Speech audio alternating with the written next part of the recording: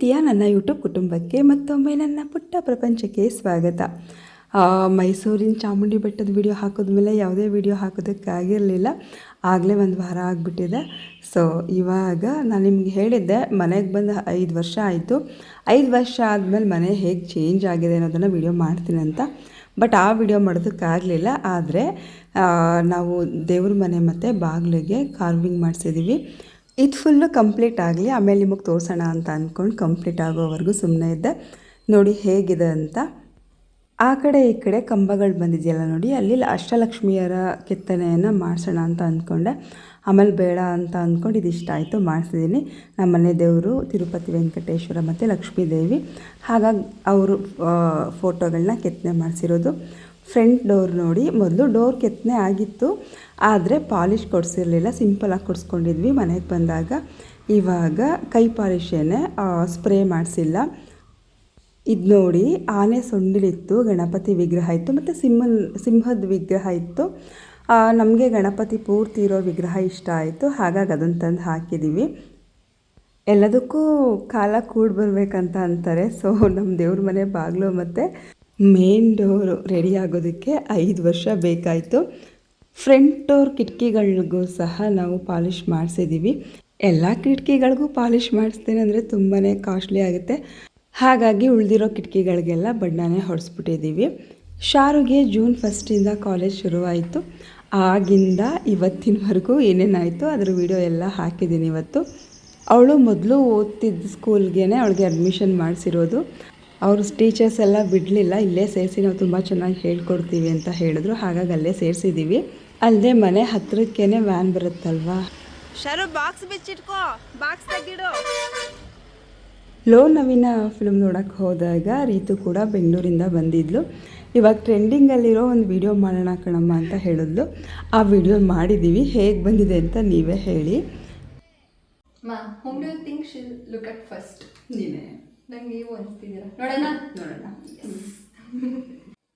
1 2 3.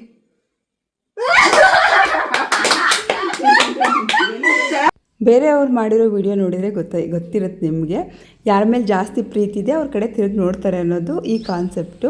ನಾನು last time ತೋಟದ video ಮಾಡಿದಾಗ ಹೇಳಿ ತೋರಿಸಿದ್ದೆ ನಿಮಗೆ, ಗಿಡಗಳೆಲ್ಲ ಹಾಕಿದ್ದು ನೋಡಿ. ಬೆಳಿಗ್ಗೆ ಹೊತ್ತಿಗೆ ಇಷ್ಟು ಚೆನ್ನಾಗಿ ಕೂತಿದೆ. ಆದರೆ ನಾನು ಈ ವಿಡಿಯೋ ಎಡಿಟ್ ಮಾಡುವಷ್ಟರಲ್ಲಿ ಫುಲ್ಲೆಲ್ಲ ಒಣಗೋಗಿದೆ.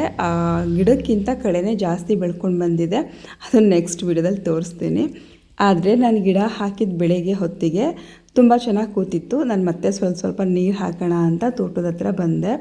ಈ ಗಿಡಗಳೆಲ್ಲ ಇಷ್ಟು ಚೆನ್ನಾಗಿ ಕೂತಿರೋದು ನೋಡಿ, ಎಲ್ಲ ಗಿಡಗಳು ಉಳ್ಕೊಳ್ಳುತ್ತೆ, ತುಂಬ ಚೆನ್ನಾಗಿ ಬರುತ್ತೆ ಗಿಡ ಅಂತ ಅಂದ್ಕೊಂಡೆ. ಆದರೆ ಇಲ್ಲಿ ಇವಾಗ ತೋರಿಸ್ತಿದ್ದೀನಲ್ವ, 4 ಗಿಡ ಜೊತೆಗೆ 5 ಗಿಡ ಚೆನ್ನಾಗಿ ಕೂತಿದೆ. ಆದರೆ ಈಗಾಗಲೇ ಅಂದರೆ ವಿಡಿಯೋ ಎಡಿಟ್ ಮಾಡುವಷ್ಟಲ್ಲಾಗಲೇ 2 ಗಿಡ ಉಳ್ಕೊಂಡಿದೆ.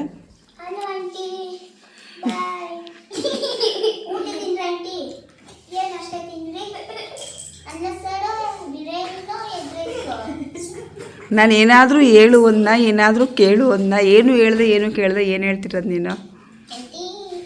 ಹೇಳ್ಕವ್ನ. ರಜಾ ಚೆನ್ನಾಗಿತ್ತು, ಈಗ ಸ್ಕೂಲ್ ಶುರು ಆಗಿರೋದು ಚೆನ್ನಾಗಿದೆಯೋ?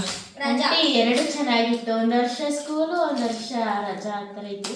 1 ವರ್ಷದವರೆಗೂ ಸ್ಕೂಲ್ ಇರಬೇಕು, 1 ವರ್ಷದವರೆಗೂ ರಜಾ ಇರಬೇಕಾ? 1 ವರ್ಷದವರೆಗೂ ರಜಾ ಇರಬೇಕಾ?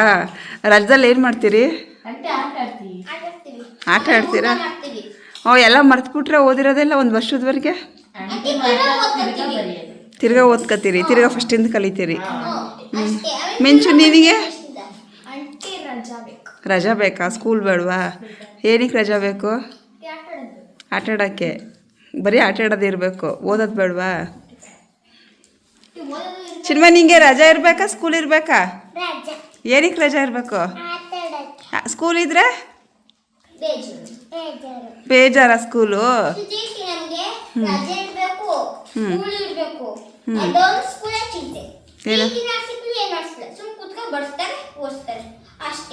PT ಆಡಿಸ್ತಾರ? ಆಮೇಲೆ ಪೀರಿಯಡಿನ ಮಾಡಿಲ್ವಲ್ಲ. ನಿಸು, ನಿಂಗೆ ಸ್ಕೂಲ್ ಇರಬೇಕಾ ರಜಾ ಇರಬೇಕಾ? ಸ್ಕೂಲ್ ಬೇಕಾ ಬೇಡವಾ? ಏನಿಗೆ ಬೇಕು ಸ್ಕೂಲು? ಹಾಂ, ಸ್ಕೂಲ್ ಏನಿಗೆ ಬೇಕು ನಿನಗೆ ಮೋಹಿತ? ಸ್ಕೂಲ್ ಬೇಕಾ? ಟ್ಯೂಷನ್ನು? ಬೇಡ ಅಂತೀಯ, ನಾನು ಹೊರ್ಟೋಗ್ತೀನಿ ಪಾಪು ಆದ್ಮೇಲೆ ದೊಡ್ಡಮ್ಮಂಗೆ ಅಂತೀಯ. ಏನದು?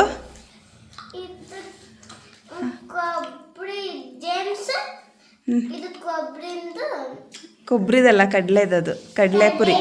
ಕಡಲೆಪುರಿ ಉಂಡೆನಾ? ಯಾರಿಗೆ ಕೊಡೋಕೆ ತಂದಿದ್ಯಾ? ಏನಕ್ಕೆ? ಯಾರು ಮಾಡಿದ್ದದು? ದೊಡ್ಡಮ್ಮನ ಫಂಕ್ಷನ್ ಆಯಿತಾ? ಏನು ಫಂಕ್ಷನ್ನು? ಸೀಮಂತ ಮಾಡಿದ್ರಾ? ಅದಕ್ಕೆ ಅಮ್ಮ ನನಗೆ ಕೊಡು ಅಂತ ಕೊಟ್ಟು ಕಳ್ಸಿದ್ರಾ? ಯಾಕೆ ತಂದಿದ್ಯಾ ಅದನ್ನು? ನನಗೆ ಕೊಡೋಕ್ಕ? ಯಾರು ಕೊಡು ಅಂತ ಹೇಳಿದ್ದು? ನಿಮ್ಮ ಅಜ್ಜಿ ಕೊಡು ಅಂದ್ರಾ? Thank you.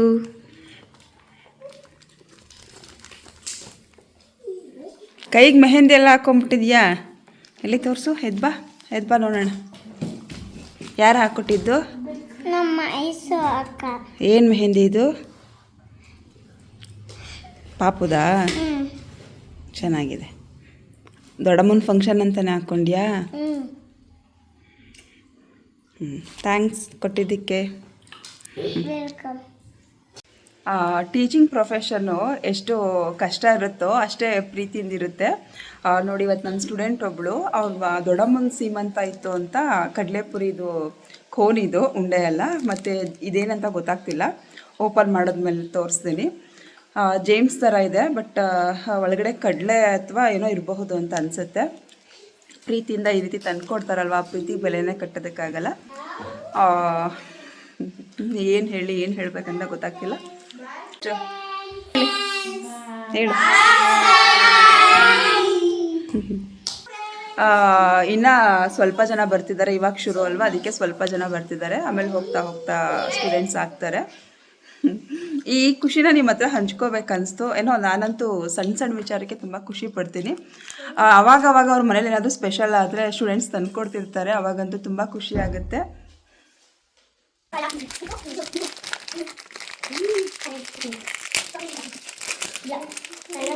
ಏನಂತ ನೋಡ್ತೀನಿ.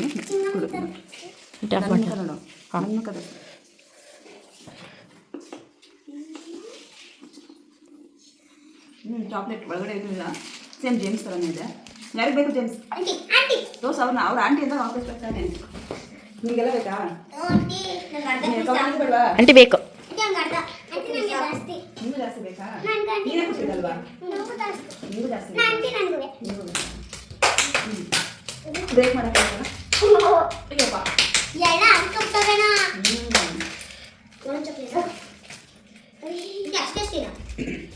ಸಾಕಲ್ಲ ಒಬ್ರಿಗೆ ಇಷ್ಟು. ಹೂವ ಶ್ರೈ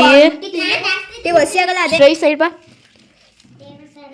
ಅಯ್ಯಪ್ಪ ಕಲ್ಲಲ್ಲೇ ಕಿಚ್ಚಿಕೊಂಡು ಶಕ್ತಿಶಾಲಿ. ಓ ಶಕ್ತಿಮಾನ್ ಮುರಿದ್ಬಿಟ್ಟ.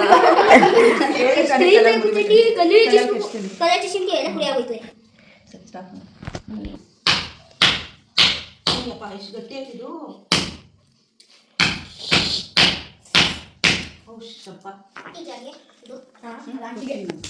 ಸೈಡ್ ಬಾ. ಹಾಯ್ ಚಿನ್ಮಯ್, ಸೈಡ್ ಬಾ. ನೀವು ತಿನ್ನಲ್ಲ, ಎಲ್ಲ ವೇಸ್ಟ್ ಮಾಡ್ತೀರಾ. ತಿನ್ಬಿಟ್ಟು ಬೇಕು ಅಂದ್ರೆ ಇಸ್ಕೊಳ್ಳಿ ಆಯ್ತಾ? ಮಕ್ಳು ಎಷ್ಟು ಜನ ಇದ್ದೀರಾ? 1 2 3 4 5 6 7. ಚೆನ್ನಾಗಿದ್ಯಾ? ಕೊಡ್ತೀನಿ ರೀ ನಾನು. 1 2 3 4 5 6 2 ಭಾಗ ಮಾಡ್ತೀನಿ. ಕವರ್ ಮೇಲೆ ಮಾಡ್ತೀನಿ. ಕುರ್ತು ಅದು 2 ಭಾಗ ಮಾಡ್ತೀನಿ ನನ್ನೆಲ್ಲ. ಸ್ಟಾಪ್ ಮಾಡಿ. ವೇಸ್ಟ್ ಮಾಡಬಾರ್ದು. ತಿನ್ಬೇಕು, ತಿಂತೀಯ ಪೂರ್ತಿ? ಸಾಕು, ನೀವು ತಿನ್ನಲ್ಲ. ಸ್ವೀಟ್ಸ್ ಎಬ್ಬಿಸ್ಬಿಟ್ಟಿದೆ. ತಗೊಳ್ಳಿ, ಇದಿರಲಿ. ಹಾಕೊಂಡು ಬಂದು ಕೊಡ್ತೀನಿ ಇದನ್ನ.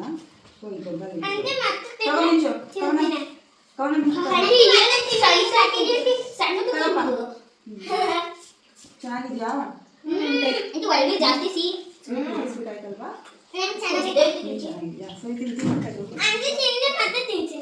ಬೇಕಂದ್ರೆ ಇಸ್ಕೊಳ್ಳಿ. ನಿಮಗೆಲ್ಲ ಗೊತ್ತಿರೋ ಹಾಗೆ ಶಾರುಗ್ ಯಾವಾಗಲೂ ಹೆಲ್ದಿ ಸ್ನ್ಯಾಕ್ಸೇ ಕೊಡಬೇಕಂತ ನಾನು ಇಷ್ಟಪಡ್ತೀನಿ. ಕಡಲೆಕಾಯಿ, ನೇರಳೆ ಹಣ್ಣು ಯಾವಾಗಲೂ ಹೇಳ್ತಿರ್ತೇನೆ. ಯಾವ ಸೀಸನಲ್ಲಿ ಯಾವ ಹಣ್ಣು ಅಥವಾ ಯಾವ ತರಕಾರಿ ಸಿಗುತ್ತೆ ಅದನ್ನೇ ಜಾಸ್ತಿ ಯೂಸ್ ಮಾಡಿ. ಯಾಕಂದರೆ ಕಡಿಮೆಗೂ ಸಿಗುತ್ತೆ, ಹೆಲ್ತ್ಗೂ ತುಂಬ ಒಳ್ಳೆಯದು, ಜಾಸ್ತಿ ತಿನ್ನಬಹುದು ಅಂತ.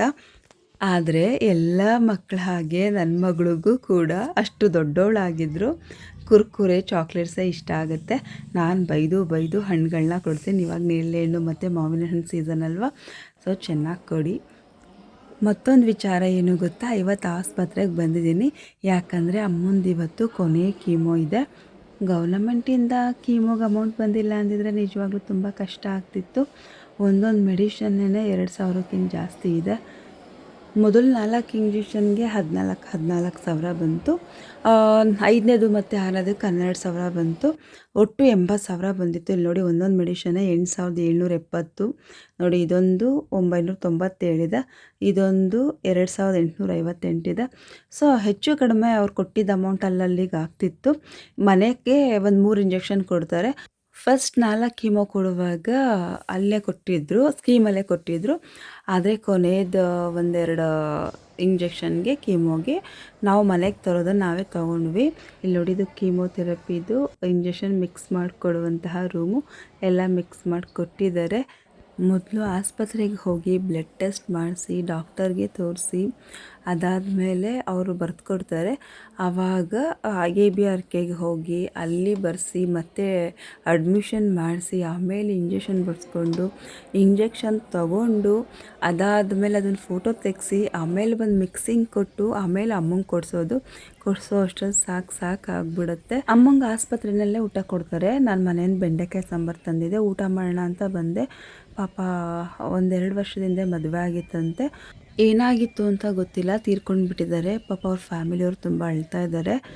ಹೆಂಡತಿ ಅಂತೂ 2 ವರ್ಷಕ್ಕೆ ಸಾಕಾಗೋಯ್ತಾ ನಿನಗೆ ನನ್ನ ಜೊತೆ ಇದ್ದಿದ್ದು ಅಂತ ಪಾಪ ಹೇಳ್ಕೊಂಡು ಅಳ್ತಿದ್ರು.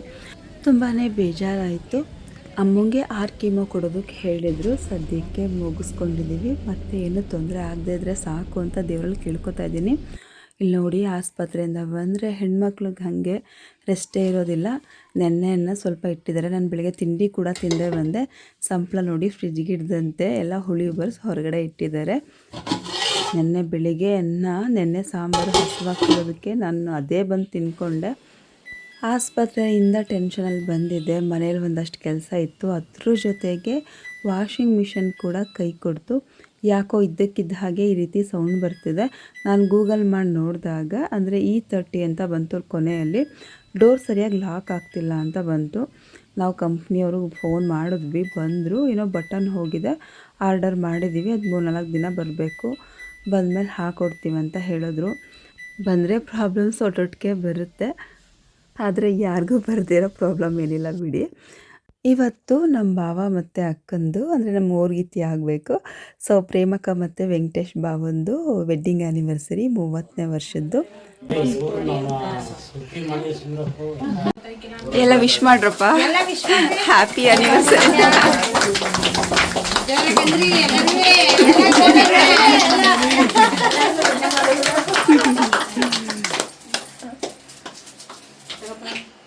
ನೀವು ಬೇಡ ಬಿಡಿ.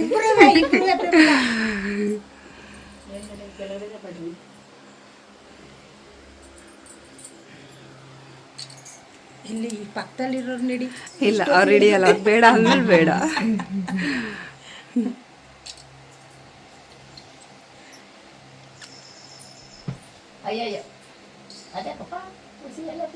ಇಬ್ರು ಒಟ್ಟಿಗೆ ತಿನ್ನೋಣ ಅಂತ.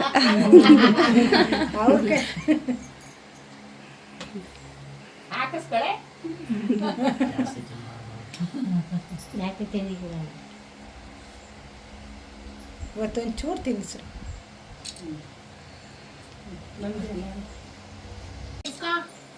ಇಟ್ಕೊಂಡು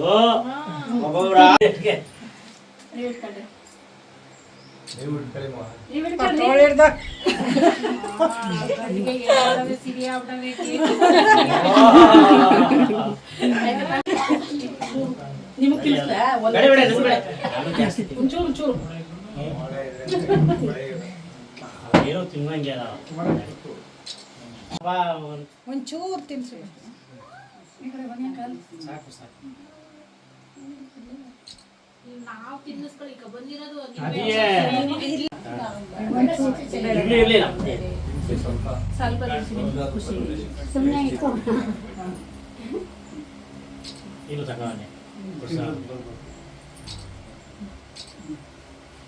ಇರ್ಲಿಲ್ಲ ನಮಗೆ ಜಾಸ್ತಿ ಆಲ್ರೆಡಿ ತಗೊಬಿಟ್ಟಿನಿ ನಾನು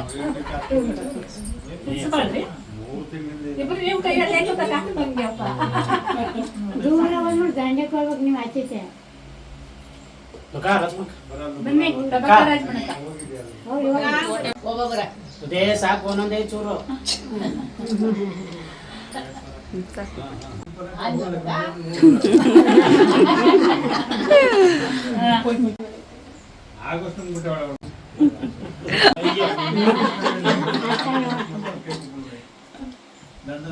ಯಾವುದೇ ಕಾರ್ಯಕ್ರಮ ಸಣ್ಣದಾಗಲಿ ದೊಡ್ಡದಾಗಲಿ ನಾವೆಷ್ಟು ಖುಷಿಯಾಗಿರ್ತೀವಿ ಅನ್ನೋದ್ರ ಮೇಲೆ ಡಿಪೆಂಡ್ ಆಗುತ್ತೆ.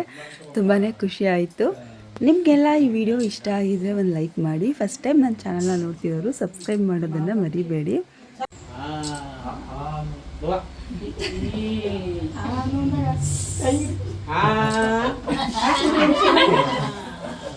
ಇವರು ನೋಡಿದಾಗೆಲ್ಲ ನನಗೆ ತುಂಬಾ ಖುಷಿಯಾಗುತ್ತೆ. ಯಾಕಂದರೆ ಅಷ್ಟು ಅನ್ಯೋನ್ಯವಾಗಿದ್ದಾರೆ. ಪ್ರೇಮಕ್ಕಂಗೆ ಸ್ವಲ್ಪ ಹುಷಾರಿಲ್ಲ, ಆದರೂ ಇಷ್ಟು ನಗ್ನಗ್ತಾ ಇದ್ದಾರೆ ಅಂತ ಹೇಳಿದ್ರೆ ಅದಕ್ಕೆ ನಮ್ಮ ಭಾವನೆ ಕಾರಣ.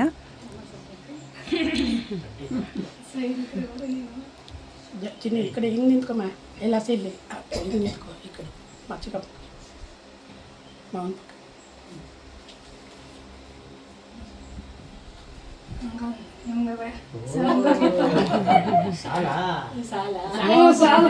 ಇವ್ರ ಪ್ರೀತಿ ಯಾವಾಗಲೂ ಹೀಗೆ ಇರಲಿ, ದೇವರು ಆರೋಗ್ಯ ಆಯಿಸ್ಕೊಟ್ಟು ಕಾಪಾಡಲಿ ಅಂತ ಕೇಳ್ಕೊತ ಇವತ್ತಿನ ವಿಡಿಯೋ ಇಲ್ಲಿಗೆ ಮುಕ್ತಾಯ ಮಾಡ್ತಿದ್ದೀನಿ. ಧನ್ಯವಾದಗಳು.